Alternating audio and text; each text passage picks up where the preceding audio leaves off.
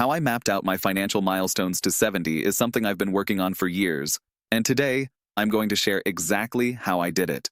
And more importantly, how you can apply the same strategies to your life to ensure financial freedom, peace of mind, and stability as you grow older.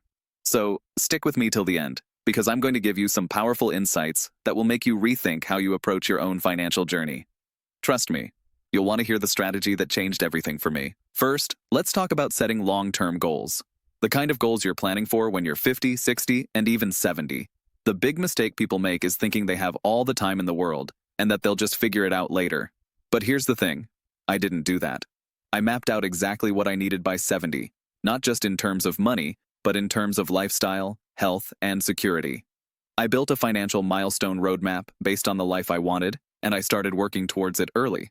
It's like a GPS for your money. You don't wait until you're lost to start planning, right? Now, when I started, the first thing I focused on was the power of compound growth. I'm not talking about high-risk investments or hoping for some miracle.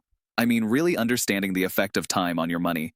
I built a consistent savings habit and invested early. For me, that was in low-cost index funds and real estate. Let me tell you, the returns aren't as fast as some other high-risk strategies, but they're steady. And over time, that stability is exactly what you need to build a solid foundation. Next, let's talk about the importance of adjusting your strategy as you grow. Your financial milestones won't be the same at 30 as they are at 50. Early on, I focused on building up my emergency fund, paying down debt, and just making sure I had my financial house in order.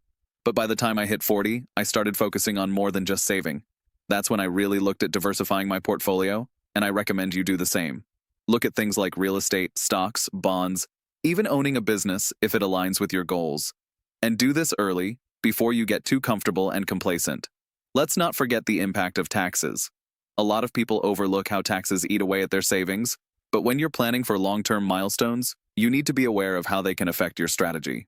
For me, that meant looking into tax-advantaged accounts like IRAs and 401ks, and making sure I was minimizing taxes both in the short term and long term. Here's a little bonus tip for you, something that took me a long time to understand. Build your assets with income in mind. It's one thing to build wealth, but you also need to be thinking about how those assets will generate income when you retire.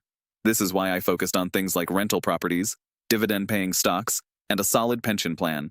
By doing this, I wasn't just building a nest egg, I was building a system that would feed itself over time. Now, here's the most important thing I want you to understand. As you go through life, it's easy to get distracted by quick wins, side hustles, and trendy investments that promise instant wealth.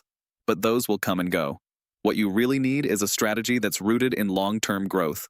That's how I mapped out my financial milestones, and how I've been able to keep building and adjusting along the way. So, why should you stick around till the end? Because there's one thing I learned the hard way that will save you years of mistakes, and I'm going to share it with you in just a second. If you want to reach financial milestones like I have and not just get lucky, but build a real plan, I'll show you the step I took that made all the difference. If this video gave you value, and you want to support content that's focused on giving you the truth without any hidden affiliate commissions, be sure to subscribe. Let's keep growing together.